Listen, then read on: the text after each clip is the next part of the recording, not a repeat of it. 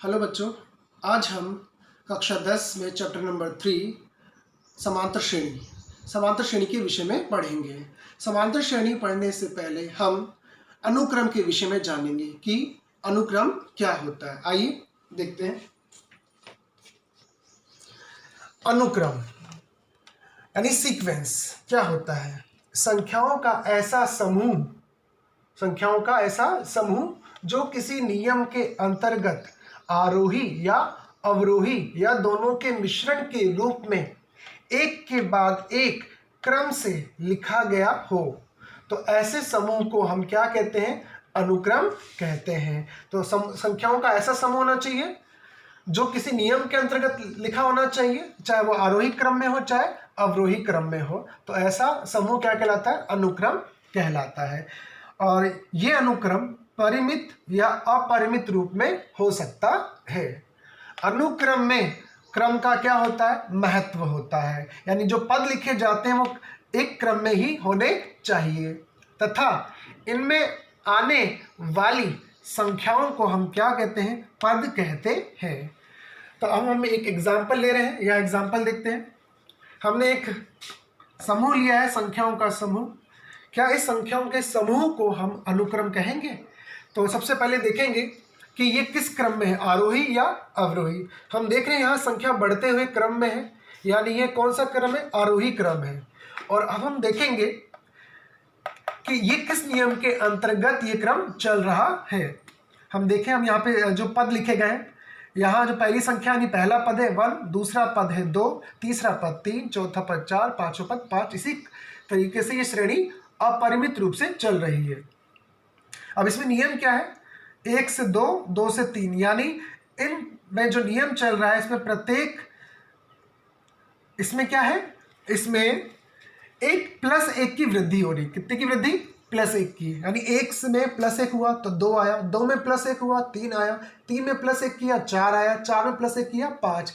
यानी ये किस नियम के अंतर्गत चल रहा है कि +1 जोड़ा जा रहा है, जिससे हमें अगला पद प्राप्त हो रहा है। अब एग्जाम्पल नंबर दूसरा देखते हैं। संख्याओं का यह समूह लिया गया है अपरिमित रूप से। यहाँ पे किस नियम के अंतर्गत ये चल रहा है? यहाँ सबसे पहले 2 से 1 यानी 1 की -1 यानी 1 की कमी हुई। फिर 1 से 4 हुआ मतलब +3 की क्या हुई?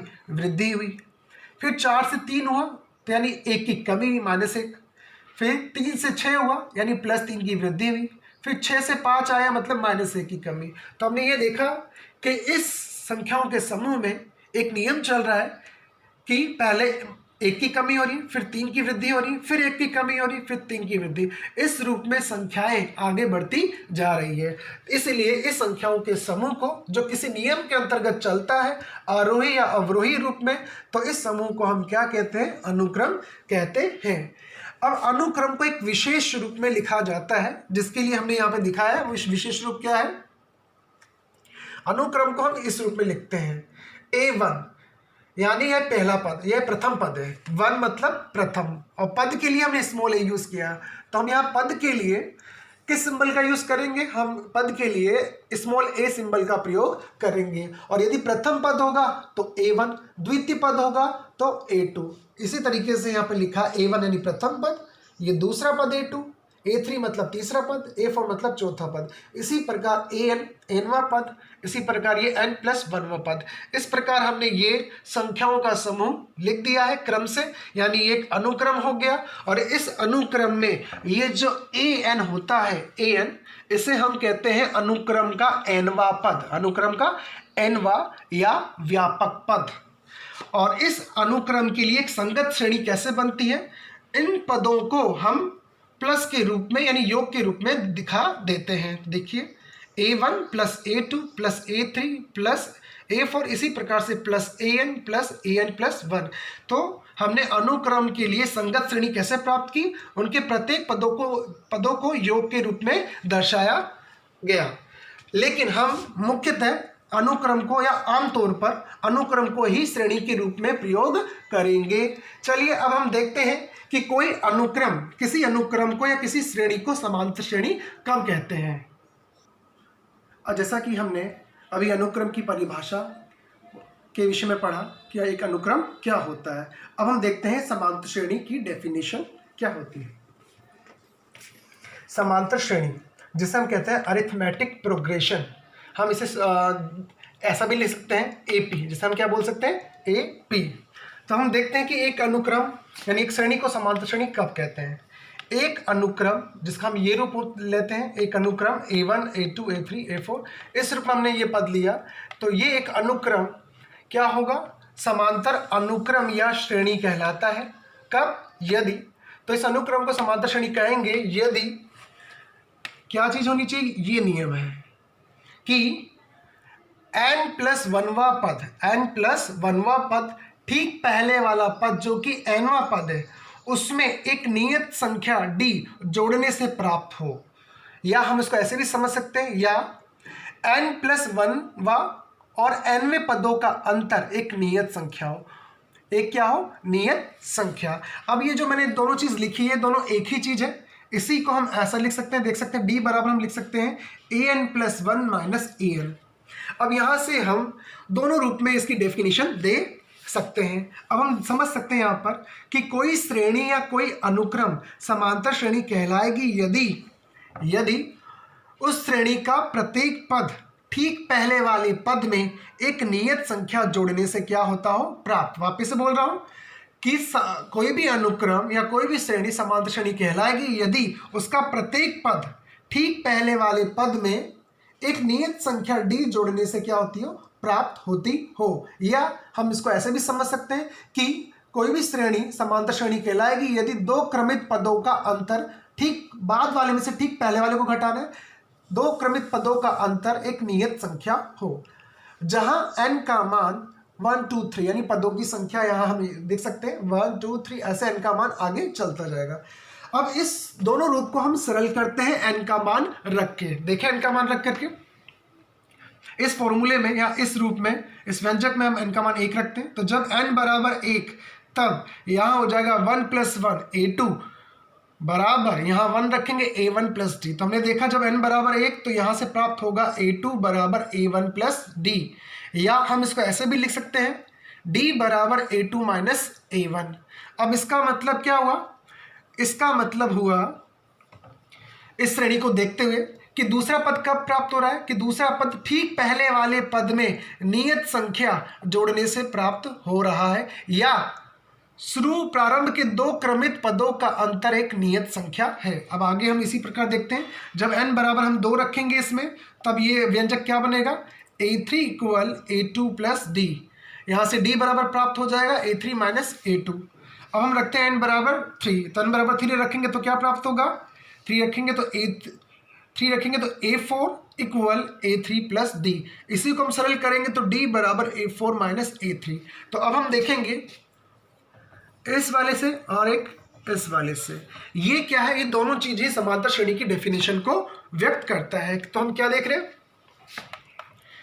कि समांतर श्रेणी का प्रत्येक पद ठीक पहले वाले पद में एक नियत संख्या जोड़ने से प्राप्त होता है। तो 2 कब प्राप्त होगा? A2 जब A1 में हम नियत संख्या D जोड़ेंगे तब प्राप्त होगा। अब A3 कब प्राप्त होगा? A3 प्राप्त होगा जब A2 में हम D जोड़ेंगे नियत संख्या, तब A3 प्राप्त होगा। A4 कब प्राप्त होगा? जब ठीक पहले वाले पद यानी A3 में क्या जोड़ेंगे? नियत संख्या जोड़ेंगे तब प्राप्त होगा। तो यहां से पता चल रहा है कि किसी श्रेणी को समांतर श्रेणी कहेंगे यदि उसका प्रत्येक पद ठीक पहले वाले पद में नियत संख्या D जोड़ने से प्राप्त हो, या हम यहां से भी कह सकते हैं कि यह समांतर श्रेणी कहलाएगा यदि दो क्रमित पदों का अंतर एक नियत संख्या हो, यानी संख्याओं का, दो क्रमित पदों का अंतर क्या होना चाहिए? समान होना चाहिए। तुम देख सकते हो A2 - A1 दो क्रमित पदों का अंतर, फिर अगले दो क्रमित पदों का अंतर A3 - A2, अगले दो क्रमित पदों का अंतर A4 - A3। इन सभी दो क्रमित पदों का अंतर एक नियत संख्या D ही है, मतलब समान है। तो इसलिए इस नियत संख्या यानी D को, नियत संख्या इस समान अंतर D को हम क्या कहते हैं? सार्व अंतर कहते हैं। यानी इस समांतर श्रेणी का क्या कहते हैं? सार्व अंतर कहते हैं। तब से तुम्हें याद रखना है कि इस D को हम क्या कहेंगे? सार्व अंतर। अब हम समझ चुके हैं कि समांतर श्रेणी की डेफिनेशन क्या होती है। यह हम कैसे पता कर सकते हैं कि एक अनुक्रम समांतर श्रेणी कहलाएगी? तो एक अनुक्रम में यदि प्रत्येक पद, पहले पद को छोड़ते हुए, यदि प्रत्येक पद ठीक पहले वाले पद में एक नियत संख्या D जोड़ने से प्राप्त हो या प्रत्येक दो क्रमित पदों का अंतर क्या हो, समान हो, तो उस श्रेणी या उस अनुक्रम को हम क्या कहते हैं, समांतर श्रेणी कहते हैं। अब हम पढ़ेंगे आगे समांतर श्रेणी का व्यापक रूप। हाँ तो बच्चों अब हम देखते हैं समांतर श्रेणी का व्यापक रूप। आइए, समांतर श्रेणी का व्यापक रूप। अब हम एक अनुक्रम ले रहे हैं, n पदों वाला एक अनुक्रम ले रहे हैं। यदि a1 a2 a3 इसी प्रकार n पदों वाला अनुक्रम एक समांतर श्रेणी हो, एक अनुक्रम क्या हो, समांतर श्रेणी हो, तब व्यापक रूप के लिए, इस समांतर श्रेणी के व्यापक रूप के लिए हमें क्या लेना पड़ेगा, सबसे इंपॉर्टेंट चीज, प्रथम पद a1 को हम क्या लेते हैं, स्मॉल a मानते हैं या लेते हैं। तो व्यापक रूप के लिए a1 यानी प्रथम पद a1 को क्या लिखते हैं, a लिखते हैं। और सार्वंतर तुम्हें पता ही, सार्वंतर कैसे निकाला जाता है, सार्वंतर होता है दो क्रमित पदों का अंतर, चाहे हम कैसे भी निकालें, a2 - a1 a3 - a2 या a4 - a3। तो व्यापक रूप के लिए सबसे इंपॉर्टेंट चीज है प्रथम पद और सार्वंतर है। तो किसी भी समांतर श्रेणी के व्यापक रूप को लिखने के लिए हमें प्रथम पद और सार्वंतर की क्या पड़ती है, जरूरत पड़ती है। आइए देखते हैं। हम जानते हैं समांतर श्रेणी की परिभाषा से, डेफिनेशन से क्या पता है हमें कि जो दूसरा पद होगा वो ठीक पहले वाले पद में सार्वंतर यानी नियत संख्या जोड़ने से प्राप्त होगा। तो इसलिए a2 इक्वल हुआ a1 + d। अब हम जानते हैं कि व्यापक रूप के लिए दो चीज आवश्यक होती है, प्रथम पद a और सार्वंतर d। तो अब हमें यहाँ a1 को व्यापक रूप में लिखना पड़ेगा a, तो a1 की जगह a लिखा, तो अब a2 का मतलब हुआ a + d। अब ये दूसरा पद, समांतर श्रेणी का दूसरा पद किस रूप में आ गया, व्यापक रूप में आ गया, a और d के रूप में। तो व्यापक रूप के लिए a और d सबसे इंपॉर्टेंट राशि होती है। तो a2 के लिए आया a + d। इसी प्रकार आगे चलते हैं डेफिनेशन से। तीसरा पद कब प्राप्त होगा, तीसरा पद प्राप्त होगा जब दूसरे पद में d जुड़ेगा। तो a3 equal a2 + d। a2 का मतलब दूसरा पद और दूसरे पद का व्यापक रूप, ये रहा समीकरण 1 में। जब हम यहाँ a2 का मान रखेंगे a + d और इसको सरल करेंगे तो आएगा a + 2d। इस प्रकार हमने तीसरा पद भी किस रूप में प्राप्त कर लिया, व्यापक रूप में। व्यापक रूप के लिए इंपॉर्टेंट चीज क्या है, a और d। लेकिन इन शुरू के दो इक्वेशन में तुम क्या देख रहे हो कि 2 के लिए, दूसरे पद के लिए प्राप्त हुआ a + d। यहाँ d के पास गुणन में कौन सी संख्या है, 1 मान सकते हैं। और यहाँ 3 तीसरे पद के लिए आया रूप a + 2d, d के गुणन में कितना है, 2। तो हम इन दोनों समीकरण में देख रहे हैं कि दूसरे पद के लिए d के पास 1 है और तीसरे पद के लिए 2 है। मतलब यदि यहाँ 2 है तो यहाँ एक संख्या कम होगी यानी 1, और यहाँ यदि यहाँ तीसरे पद के लिए 3 है तो d के पास एक संख्या कम होगी 2। इसी प्रकार हम चौथा पद निकाल सकते हैं तीसरे पद में एक नियत संख्या d जोड़ने पर, a3 + d। a3 का मान व्यापक रूप में हम यहाँ से रख देंगे a + 2d और प्लस d। इसे हम जब सरल करेंगे तो हम देखेंगे कि यहाँ से सरल करने पे मान क्या आएगा, a + 3d। तो हमने आगे भी देखा कि चौथे पद a4 के लिए d के पास जो एक संख्या आई गुणन में वो एक कम आई, a + 3d। तो शुरू के 3 इक्वेशन से क्लियर पता चल रहा है, 2 के लिए a + 1d आएगा, 3 के लिए a + 2d और चौथे पद के लिए आएगा a + 3d। अगर इन्हीं पे इनको देखते हुए यदि मैं आपसे पूछ लूँ कि 50वां पद को यानी a50वां पद क्या होगा, तो हम इन तीनों को देख के पता लगा सकते हैं कि 50वां पद होगा a + d और d के पास है जो संख्या गुणा में आएगी वो इससे कम होगी, मतलब 49।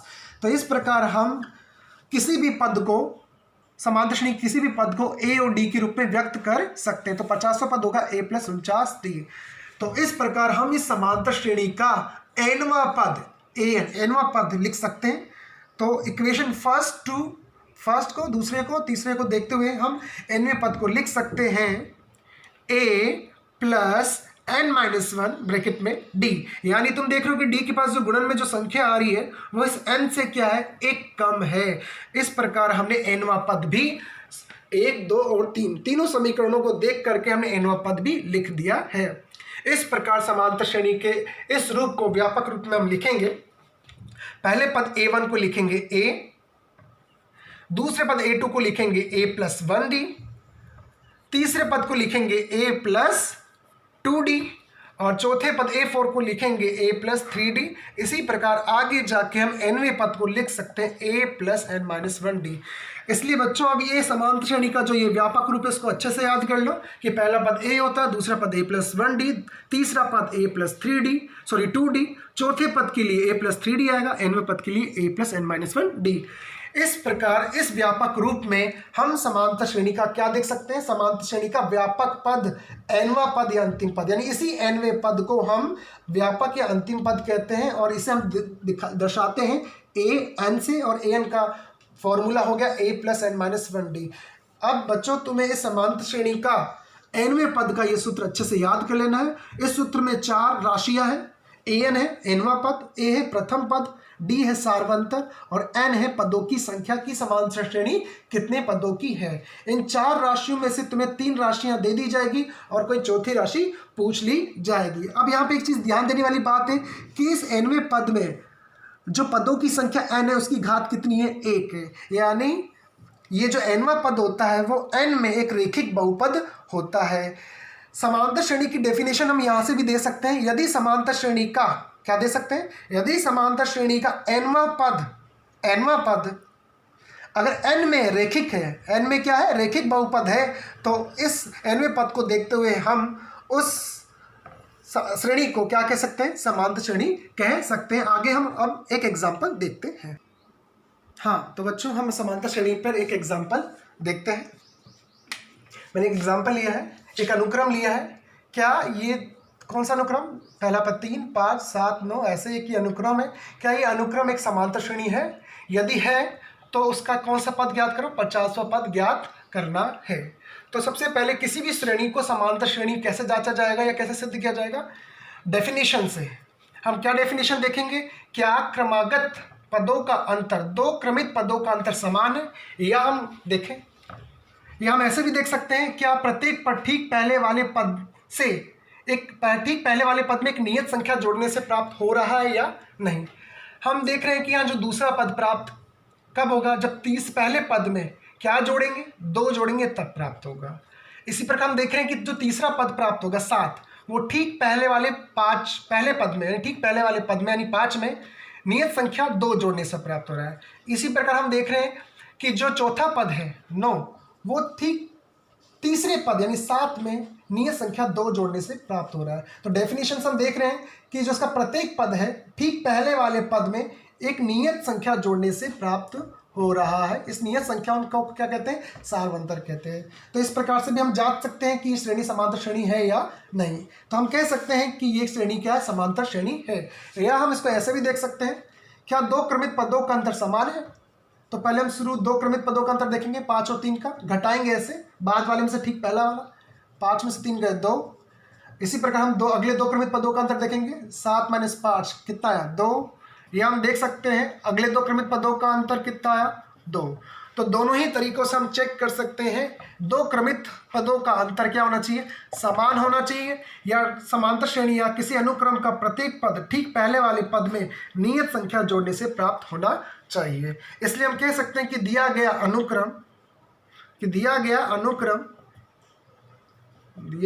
अनुक्रम या श्रेणी कौन सी श्रेणी है, समांतर श्रेणी है। और अब जब ये आ चुका है कि ये अनुक्रम समांतर श्रेणी है, तब व्यापक रूप के लिए इसका प्रथम पद A और सार्वंतर D हमें निकालना होगा। दिया गया अनुक्रम समांतर श्रेणी है तो व्यापक रूप के लिए 2 चीजें पता होनी चाहिए, 2 राशि जो सबसे इंपॉर्टेंट है, प्रथम पद और सार्वंतर। तो प्रथम पद कितना है, 3 है, और सार्वंतर तुम देख सकते हो कि ये जो अंतर समान निकला है इसे ही सार्वंतर कहते हैं। तो D कितना आ गया, 2। तो इस प्रकार दिया गया अनुक्रम समांतर श्रेणी है जिसका प्रथम पद 3 और सार्वंतर 2 है। अब जैसा कि हमने व्यापक रूप पढ़ा है, अब हमसे पूछा जा रहा है इसका 50वां पद ज्ञात करो। कौन सा पद, अब 50वें पद को हम लिखेंगे A50। अब हम 50वां पद सीधा भी लिख सकते हैं, क्या होता है 50वां पद, A+49D, ये भी लिख सकते हैं। या यदि हम सूत्र से निकालना चाहें तो हम ऐसे निकाल सकते हैं, A+n-1D। n मतलब कौन सा पद, 50वां पद। हम इस सूत्र से भी निकाल सकते हैं, A+49D सीधा समझे, या A+n-1D, तब भी कितना आएगा, A+49D। तो 50वां पद ज्ञात करने के लिए हमें इस फॉर्मूले में दो राशि रखनी पड़ेगी, यानी प्रथम पद और सार्वंतर। तो हम कह सकते हैं समांतर श्रेणी का कोई सा भी पद ज्ञात करने के लिए दो राशि प्रथम पद और सार्वंतर हमें ज्ञात होना चाहिए। तो प्रथम पद कितना है 3 + 49 और गुणन में कितना है डी कितना है 2। अब इसको हम सरल करके कौन सा पद ज्ञात कर सकते हैं 50वां पद ज्ञात कर सकते हैं। अब हम आगे देखते हैं समांतर श्रेणी का। किसी समांतर श्रेणी में प्रथम n पदों का योगफल क्या होता है। हाँ तो बच्चों, समांतर श्रेणी में प्रथम n पदों के योगफल को जानने से पहले हम समांतर श्रेणी के कुछ गुणधर्म पढ़ेंगे। आइए, एपी के गुणधर्म यानी कुछ प्रॉपर्टीज हम देख रहे हैं। हमने एक 4 पदों वाली समांतर श्रेणी ली है एपी, जैसे कि तुम देख रहे हो ये एक समांतर श्रेणी है 4 पदों वाली, क्योंकि क्रमित पदों का अंतर कितना है 5 है।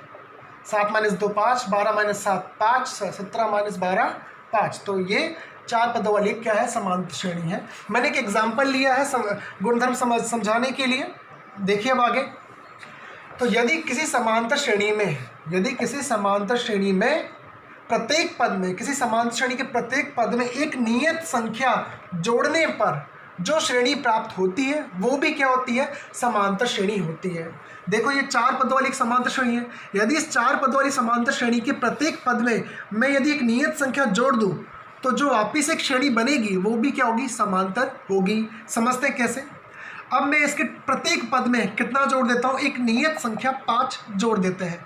देखिए हमने जोड़ा है प्रत्येक पद में 2 + 5, 7 + 5, 12 + 5, 17 + 5। तो अब मैंने ये योग एक नियत संख्या जोड़ा। अब जोड़ने पे इसको सरल किया, कितना है 7, 12, 17 और 22। तो नियत संख्या जोड़ने पर जो 4 पदों वाली वापिस एक श्रेणी प्राप्त हो रही, क्या ये समांतर श्रेणी है।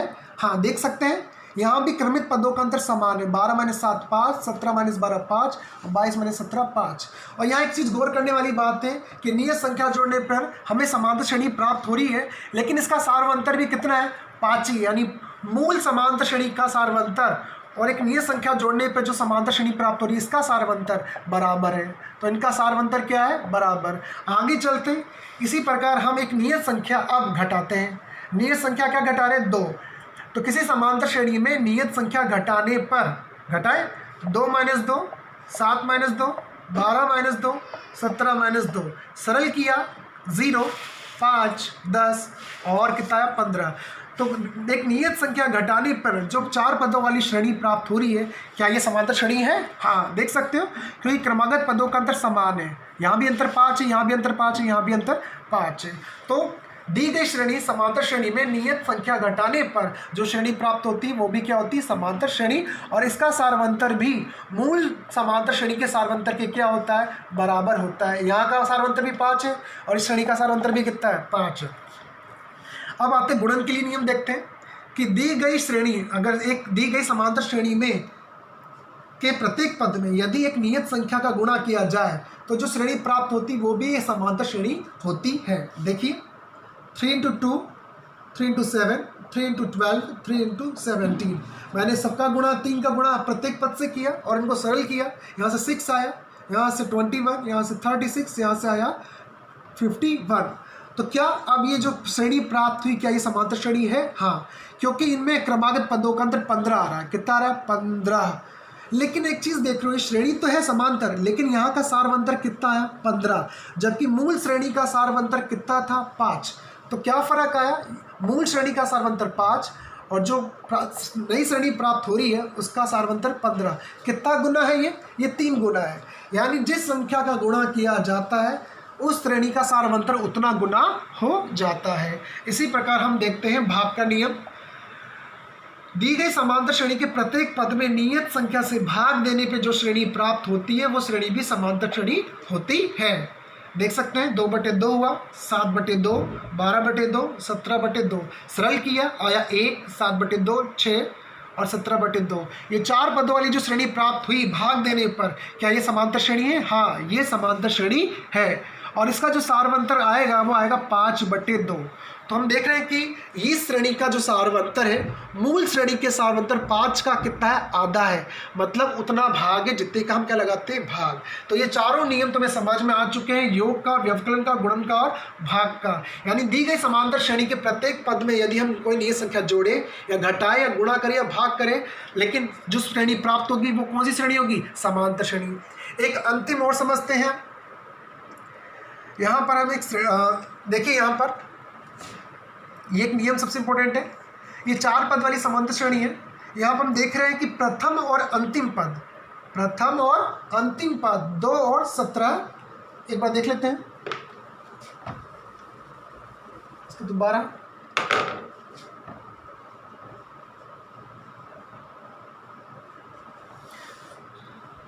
सॉरी, यहाँ मैंने एग्जाम्पल लिया था 2, 7, 12, 17। यहाँ तुम देख सकते हो कि प्रथम और अंतिम पदों का योग, प्रथम और अंतिम पदों का योग उनसे समान दूरी पर स्थित पदों के योग के क्या है, बराबर है। देखो प्रथम अंतिम पद का योग कितना है, 19, और उनसे समान दूरी पर पदों का योग यानी 7 और 12 का योग क्या है, 19। यानी हम कह सकते हैं कि किसी समांतर श्रेणी में प्रथम और अंतिम पद का योग उनसे समान दूरी पर स्थित पदों के योग के क्या होता है, बराबर होता है। इसको हम एक छोटे एग्जांपल से समझ सकते हैं। मैंने यहाँ पे 7 पद लिए हैं, A1, A2, A3, A4, A5, A6, A7, और ये क्या है, समांतर श्रेणी है। तो इस समांतर श्रेणी में एक नियम तुम्हें क्या याद रखना है कि प्रथम और अंतिम पद का योग उनसे समान दूरी पर स्थित पदों के योग के क्या होता है, बराबर होता है। तो तुम यहाँ से पाओगे कि प्रथम और अंतिम पद का योग उनसे समान दूरी पदों के योग के बराबर है, मतलब A2 और A6। तो A1 प्लस A7 किसके बराबर होगा, A2 प्लस A6 के। इसी प्रकार A1 प्लस A7 किसके बराबर होगा, A3 प्लस A5। तो इस प्रकार ये कुछ गुणधर्म तुम्हें समांतर श्रेणी के याद रखने हैं। तो बच्चों अब हम देखते हैं समांतर श्रेणी के प्रथम n पदों के योग का सूत्र हम कैसे बना सकते हैं। तो समांतर श्रेणी के लिए हमने एक समांतर श्रेणी लिया n पदों वाली, A1, A2, A3। इसी प्रकार n-2 वा पद, n-1 वा पद और n वा पद, हमने ये क्या ले लिया, एक समांतर श्रेणी ले ली है। हम चाहते हैं अब इस समांतर श्रेणी को हम क्या करना चाहते हैं, इसके प्रत्येक पद को जोड़ना चाहते हैं, प्रथम n पदों को 1 से लेकर के n। तो प्रथम n पदों को योग के लिए हम क्या लगाना पड़ेगा, हमें प्लस लगाना पड़ेगा। तो हम लिखेंगे A1 plus A2 plus A3 plus A4। इसी प्रकार आगे चल के लिखेंगे AN लिख देंगे, राइट। तो हमने इस प्रकार कितने पद लिख दिए, n पदों को जोड़ दिया। तो समांतर श्रेणी के प्रथम n पदों के योग को हम किसे दिखा देंगे, योग के लिए हम बोलते हैं सम। क्या बोलते हैं, सम। तो s से दिखाएंगे इस योग को, और कितने पदों के लिए, n पदों के लिए, इसलिए हम नीचे यहाँ लगाएंगे n। तो प्रथम n पदों के योगफल को हम किस सिंबल से दिखाते हैं, SN से। किससे दिखाएंगे, SN से दिखाएंगे। समीकरण नंबर 1 मान लेते हैं, और उसी योगफल को मैंने कैसे लिख दिया, यहाँ पीछे से अंतिम पद से लिखा, SN equal AN plus AN-1। इससे पहले क्या आएगा, AN-1। इसी प्रकार से पहले N-2। इसी प्रकार आगे हम खत्म करेंगे कहाँ तक, A1 पर। तो इसी व्यंजक को यानी इसी योगफल को मैंने कैसे लिखा, इसके पदों को अंतिम पद से लिख दिया है। तो इस प्रकार ये भी योगफल को दिखा रहा है, ये भी योगफल को। ये प्रथम n पद, प्रथम 1 से n पद, और ये प्रथम अंतिम n से 1 पद तक। अब हम इनको क्या करते हैं, इन दोनों समीकरणों को जोड़ देते हैं। जब जोड़ेंगे तो SN और SM कितना हो जाएगा, 2SN, राइट, प्लस इक्वल। अब हम कैसे जोड़ेंगे इनके व्यंजक को, फर्स्ट को फर्स्ट से जोड़ेंगे, सेकंड को सेकंड से जोड़ेंगे। तुम देख सकते हो मैंने क्या जोड़ा है, A1 प्लस AN, ये जोड़ दिया फर्स्ट और फर्स्ट, इसका सेकंड जोड़ दिया अलग से ब्रैकेट में, इसका थर्ड और थर्ड जोड़ा। इसी प्रकार इसका अंतिम और इसका फर्स्ट हमने जोड़ दिया। तो उसी योगफल को 2 बार लिख करके, एक बार प्रथम से एक बार अंतिम से लिख करके इन दोनों समीकरणों को जोड़ दिया गया, और इस प्रकार हमने एक ये व्यंजक प्राप्त कर लिया है, समीकरण 2SN। हम देखेंगे ये हमने ऐसा का ऐसा लिखा, लेकिन इन बीच के 2 पदों को हमने कैसे लिखा है।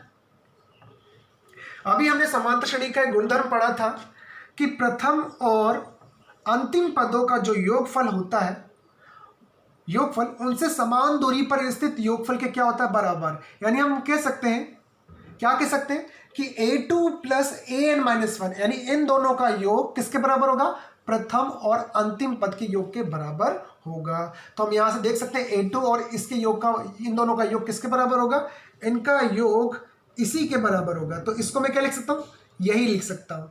इसी प्रकार समान दूरी पर a3 है, इससे समान दूरी पर ये है, तो इन दोनों के योग को वापस से क्या लिख सकता हूँ, इस योग को लिख सकता हूँ यही।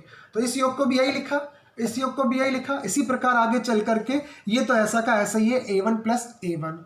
तो इस प्रकार तुम देख रहे हो कि इसमें जितने भी पद आ रहे हैं सब एक जैसे हो गए, a1 plus an, a1 plus an, इसी प्रकार a1 प्लस an। और ये कितने पद है, ये n पद है। ये कितने पद है, n पद है। तो अन ब्रैकेटों को, इन समान संख्याओं को कितनी बार जोड़ा जा रहा है, n बार। तो हम इनको लिखेंगे n गुणा ये संख्या, n गुणा ये संख्या a1 प्लस an। तो इस प्रकार यहाँ से SN निकालने के लिए 2 का क्या लग जाएगा, भाग। तो फॉर्मूला हो गया SN इक्वल n/2। a1 को व्यापक रूप में हम क्या लिखते हैं, a लिखते हैं, और an। इस प्रकार समांतर श्रेणी के प्रथम n पदों के योग को सॉरी n पदों को योग को हम इस रूप में लिख सकते हैं। SN इक्वल n/2 ब्रैकेट में a प्लस an, पदों की संख्या प्रथम पद प्लस अंतिम पद। या हम जानते हैं कि अंतिम पद का एक सूत्र होता है। अंतिम पद का एक सूत्र क्या होता है, a प्लस n-1d। यदि इस an का ये सूत्र यहाँ रख दिया जाए तो सरल करने पर एक सूत्र और आ जाएगा। योग को हम ऐसे भी लिख सकते हैं n/2 2a प्लस n-1d। ये दोनों ही सूत्र प्रथम n पदों के योगफल को दिखाते हैं, राइट। तो यदि ये फॉर्मूला कब यूज करना है, जब प्रथम पद और अंतिम पद ज्ञात हो तब ये योगफल लगाना है। और ये योगफल कब लगाना है, जब प्रथम पद और सार्वंतर ज्ञात हो तब ये वाला फॉर्मूला लगाना है। यहां से तुम देख रहे हो कि ये योगफल इस n के अंदर द्विघात बहुपद है। जब हम मल्टीप्लाई करेंगे n² हो जाएगा, यानी योगफल n में एक द्विघात बहुपद को दिखाता है। इसीलिए हम योगफल को एक द्विघात बहुपद के रूप में दिखा सकते हैं। SN equal to an² plus bn। इसलिए समांतर श्रेणी का योगफल एक द्विघात बहुपद होता है, किसमें, n में होता है। इस प्रकार हमने समांतर श्रेणी के परिभाषा, उसका व्यापक रूप, उसका nवां पद और उसके प्रथम n पदों के योगफल के विषय में पढ़ लिया है। अब इस पे हम समांतर श्रेणी के लगभग सभी सवाल हल कर सकते हैं। बच्चों हम एक चीज और नोट याद कर लेते हैं, समांतर श्रेणी के योगफल और उसके पदों में क्या संबंध होता है। आइए एक बार देख लेते हैं। मैंने यहाँ योगफल को दिखाया है SN का मतलब होता है प्रथम n पदों का योगफल। सूत्र के रूप में नहीं दिखाया, योग के रूप में दिखाया, 1 से लेकर n पदों का योग दिखाया।